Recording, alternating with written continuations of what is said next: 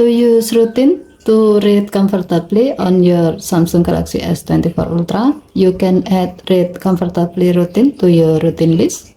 To do so, swipe down the top of the screen and then tap setting icon, tap mode and routine, tap routine.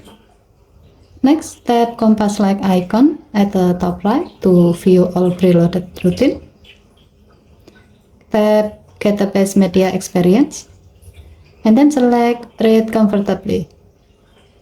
Tap app open and then select the desired app you usually use to read ebooks. As the example, we will select Google Play Books.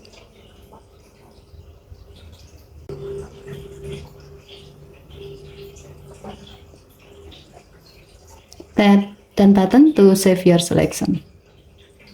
Now tap save to add this routine to your routine list. Tap the back key. With this routine on your list, when you open the selected app, in this case Google Play Books, your phone will automatically set the eye comfort shield setting to adaptive, so you can get the best experience when reading ebooks in the Google Play Books. To stop this routine, close the app. In this case, you have to close the Google Play Books. Okay, thank you for watching. Please help to like and subscribe. Have a nice day.